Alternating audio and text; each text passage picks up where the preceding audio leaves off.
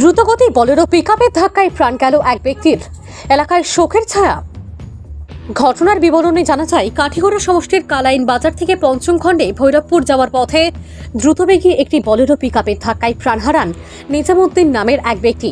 মৃত নিজামুদ্দিনের ভাগনা আব্দুল হান্নান সংবাদ মাধ্যমের সাথে কথা বলতে গিয়ে জানান, হাইওয়ে রুটের মতো গ্রামীণ রাস্তায় বেপরোয়া গাড়ি চালানোর জন্যই প্রাণ হারাতে হয়েছে তার মামার।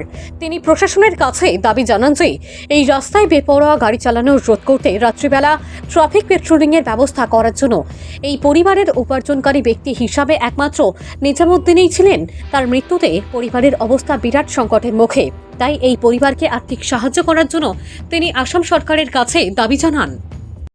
ঘটনা হয়েছে যে আমি হলাম আব্দুল হান্নান, কালাইন ভৈরবপুর পঞ্চম থেকে হইয়ার গেছে কালকে রাত 10:30টার সময় আমার মামা নিজামুদ্দিন যখন বাজার থেকে আওয়ার সময় বোলেরো পিক আপ গাড়িয়ে ধাক্কা মারি যেমনি হোক নিজের জমিনে ধরতে গেলে আসলাম না হিসাবে আইয়া খাইছি ফেলাই বসে তখন তার মাথাটা ফাটি গেছে। ভৈরবপুর পঞ্চমী ঘটনাটা ভৈরবপুর পঞ্চমী হয়েছে, যেমন কি আমরা গাঁওগলির রাস্তা আছে, গাঁওগলির রাস্তা ওইয়া তার ছেলে মেয়ে হইল গিয়া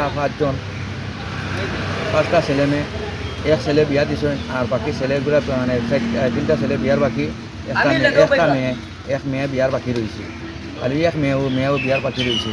আর তার আশিক যখন একমাত্র বাড়ির ষোলোর মাঝে আর এই বেটাটার রাস্তা বাড়িয়ে আসলো। আজকে এই বেটা মরার কারণে তারা বাড়ি পুরা শৃঙ্খলা হয়ে গেছে। আচ্ছা, গাড়িটা ধরা পড়ছে না? গাড়িটা ধরা পড়ছে না এখনো।